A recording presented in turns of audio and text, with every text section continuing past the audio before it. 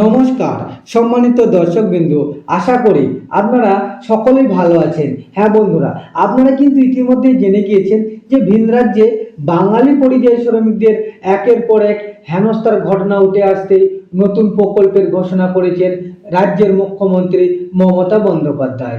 সকল শ্রমিককে রাজ্যে ফিরে আসার আহ্বানও জানিয়েছেন তিনি।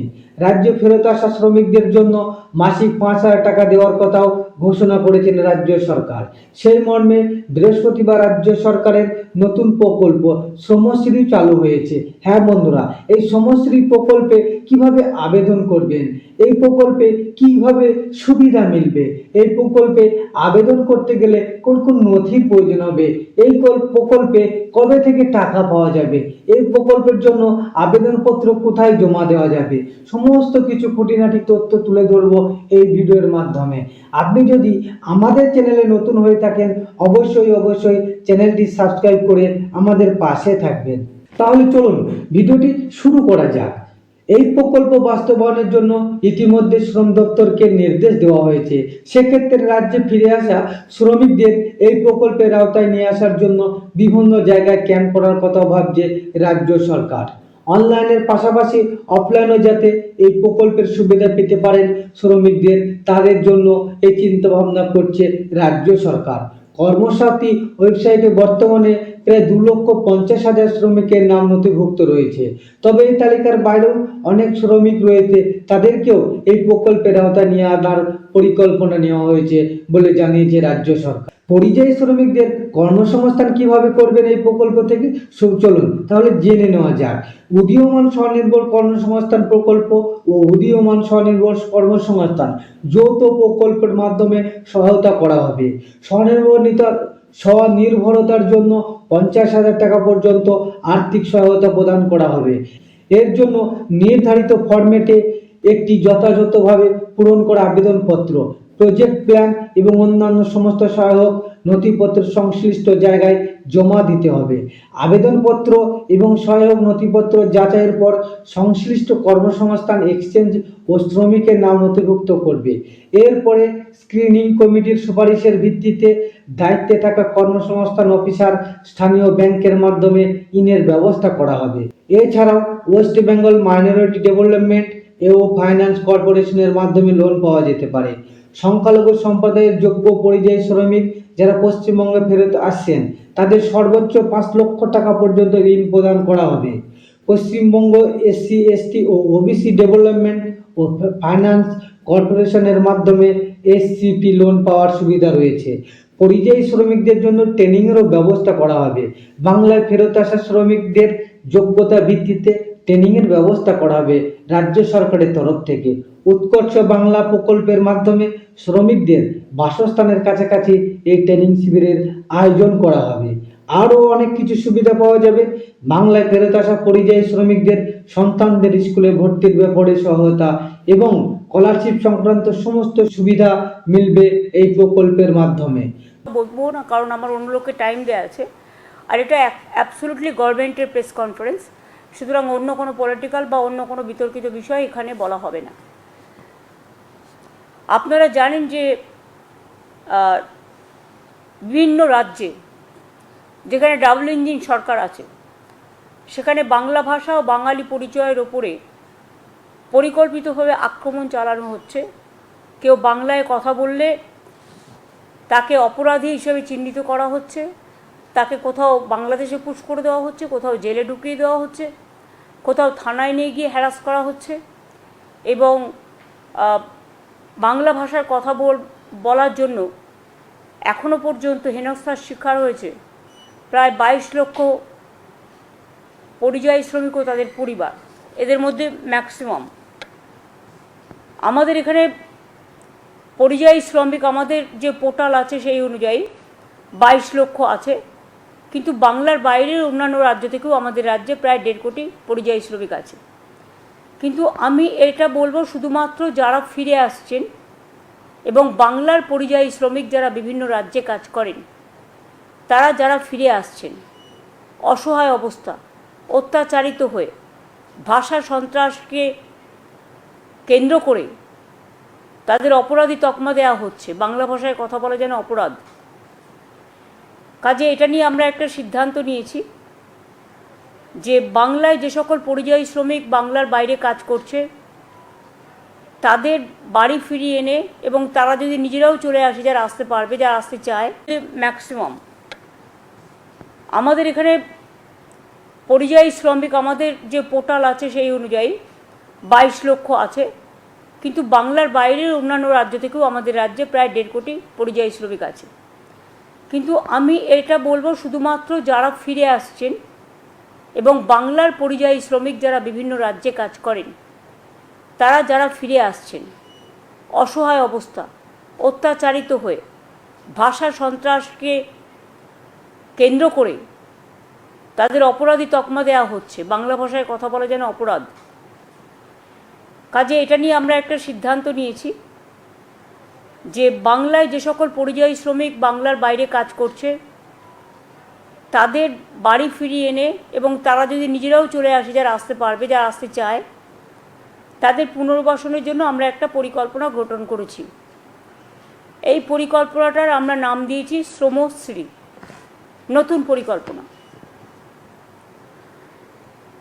এর আগেও কোভিডের সময় আপনারা জানেন বিভিন্ন পরিকল্পনার মাধ্যমে তাদের আমরা নিয়ে এসেছিলাম, সাহায্য করেছিলাম। সেগুলো যেমন প্রচেষ্টা, পরিযায়ী সহায়তা, সমর্থন, স্নেহের পরশ, নানান প্রকল্প আমরা চালু করেছিলাম। সারা দেশের অন্যান্য প্রদেশের লক্ষ লক্ষ মানুষকে আমরা বাংলায় সম্মানের সাথে রাখি, কিন্তু বাংলার মানুষ, এমনকি অন্ধ্রপ্রদেশে আমি শুনলাম কালকে একজনকে খুন করে তার ডেড বডিটা পর্যন্ত দিতে দেওয়া হয়নি। প্রতিদিন এই জিনিস চলছে সারা ভারতবর্ষ জুড়ে। শ্রমশ্রী প্রকল্প কেন করছি তার কারণ হচ্ছে এই প্রকল্পের মূল উদ্দেশ্য পরিযায়ী শ্রমিকদের বাংলায় ফিরিয়ে আনা এবং তাদের জীবিকার জন্য, নিজের পায়ে দাঁড়ানোর জন্য সাহায্য করা। যারা ফিরে আসবেন এককালীন ভ্রমণ সহায়তা সহ আমরা 5,000 টাকা দেব। পুনর্বাসন ভাতা মানে আমরা ফিরে আসার পর 12 মাস মানে 1 বছর নতুন কাজের ব্যবস্থা না হওয়া অবধি প্রতি মাসে তাদের 5,000 টাকা করে দেওয়া হবে।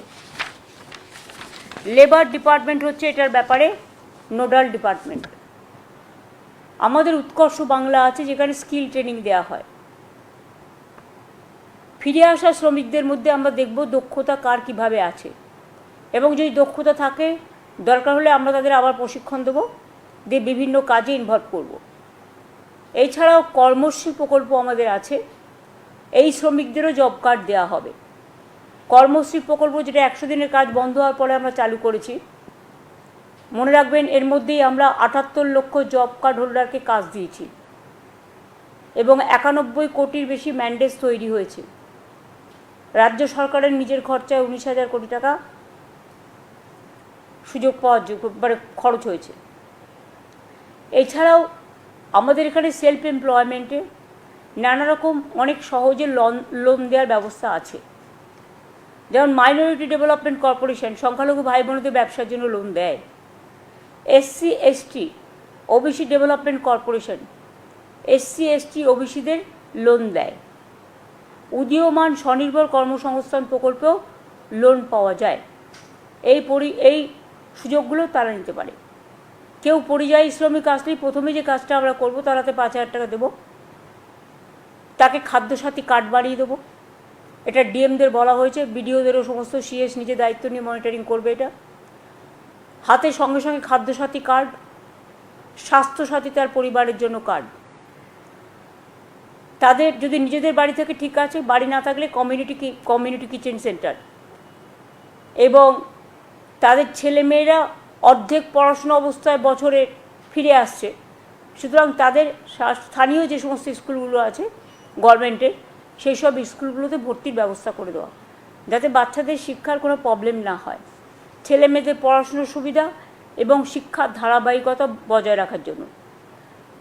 এছাড়াও তারা অন্যান্য সরকারি প্রকল্প যেমন কন্যাশ্রী আছে, শিক্ষাশ্রী আছে, ঐক্যশ্রী আছে, মেধাশ্রীর মতো নানান স্কলারশিপের সুযোগ সুবিধাও পাবে। এই প্রকল্পের সুবিধা কারা পাবে? বাংলায় যে 22,40,000 পরিযায়ী শ্রমিক ভারতবর্ষের অন্যান্য রাজ্য এবং বিদেশে কাজ করছে, এবং যারা আমাদের পরিযায়ী শ্রমিক সংক্রান্ত যে পোর্টালে নাম নাম নথিভুক্ত করেছেন, তারা এই শ্রমশ্রীর সুবিধে পাবেন। কিন্তু অনেকে আছে যারা হয়তো নাম নথিভুক্ত করেনি, তারা নথিভুক্ত করতে পারে। এটা অনলি বাংলার পরিযায়ী শ্রমিক যারা বাইরে আছে বা অন্যান্য রাজ্য থেকে কর্মসংস্থান হারিয়ে ফিরে আসছেন, তাদের জন্য, তাদের নিজে পায়ে দাঁড়ানোর জন্য। এটা অন্যান্যরা যারা আছে তারা কিন্তু নয়, কারণ তারা তো কাজ করছে অলরেডি। এবং labour department total nodal department হিসেবে কাজ করবে, এবং সর্বোপরি এটা সিএস নিজে মনিটরিং করবে। কিছুদিনের মধ্যেই যারা ফিরে এসছে, যাদের আমরা যোগাযোগ করে বা অনেকে বাংলাদেশে নিয়ে চলে গেছে, সেখান থেকে কোর্টে কেস করে, বা অন্ধ্রপ্রদেশে বা ছত্তিশগড়ে বা হরিয়ানাতে বা দিল্লিতে বা রাজস্থানে বিভিন্ন জায়গায় অত্যাচারিত হয়েছে, তাদের কোর্টে কেস করেও অনেককে আমরা ছাড়িয়ে এনেছি। এর মধ্যে আমাদের প্রায় 2730টা পরিবার আছে। এটাকে যদি আপনি 4-5 জন করেও এক একটা পরিবারের সংখ্যা অনুযায়ী যোগ করেন, তাহলে মোট 10,000-এর বেশি লোক কিন্তু আমরা নিয়ে এসেছি অলরেডি। বাদ বাকি তো অনেকে নিজে আসছেন, নিজেরাও এই পোর্টালে অ্যাপ্লাই করতে পারেন। এই পোর্টাল অনুযায়ী তারা প্রথমে এসে নথিভুক্ত করবে। তাহলে আমি বলবো শ্রমশ্রীর নামে একটা পোর্টাল করে দিতে। হ্যাঁ, শ্রমশ্রীর নামে একটা পোর্টাল করলে তাকে একটা আই কার্ডও দিয়ে দেবে। আই কার্ডের মেম্বার হিসেবে সে এই সুযোগ সুবিধাগুলো পাবে। আর যতক্ষণ পর্যন্ত এই কাজটা সম্পূর্ণ না হচ্ছে, ততক্ষণ যারা ফিরে এসছে তাদের হাতে 5,000 টাকা করে দেওয়া হবে, খাদ্যসাথী, স্বাস্থ্যসাথী এবং ছেলে মেয়েদের পড়াশোনার জন্য ভর্তি করার ব্যবস্থা। তারা যেন ইমিডিয়েট যোগাযোগ করে। আমাদের পরিযায়ী শ্রমিক ওয়েলফেয়ার বোর্ডও আছে, সেখানেও অ্যাপ্লাই করতে পারে তারা। আমাদের যে পোর্টাল আছে পরিযায়ী শ্রমিক, সেখানেও অ্যাপ্লাই করতে পারে। এছাড়াও শ্রমশ্রী আমরা একটা আলাদা পোর্টাল করে দেবো, যাতে তারা শ্রমশ্রীটা, এবং আমি ডিএম বিডিওদেরও বলবো, আইসিদেরও, যে ধরনের যারা এসছে তাদের খবর রেখে, খোঁজ খবর নিয়ে, হ্যাঁ, তাদের আইডেন্টিফাই করে, তাদের এখন তো আমাদের পাড়া আমাদের সমাধান হচ্ছে, সুতরাং ওখানেও তারা নাম লেখাতে পারেন। সেই নামগুলো সরাসরি আমাদের কাছে চলে আসবে। আর যেখানে অলরেডি হয়ে গেছে ক্যাম্প, তারা বিডিও বা ডিএমকেও দিতে পারে। হ্যাঁ, আমরা নিয়ে নেবো, যেসব জায়গায় হয়ে গেছে সেখান থেকে আমরা পাবলিসিটি করে নিয়ে নেব। এইটা বলার জন্যই আজকে মেনলি আজকে ক্যাবিনেটে এটা পাস হয়েছে। এই স্কিমটা it's a new scheme. Time to time মানুষকে সহযোগিতা করার জন্য, বিশেষ করে অসহায় মানুষ, অবহেলিত মানুষ, অত্যাচারিত মানুষ, যারা দুর্যোগের শিকার হন, দুর্ভোগের শিকার হন, তাদের এই সাহায্যগুলো করা হয়। কাজে এই স্কিমটা নেওয়া হয়েছে।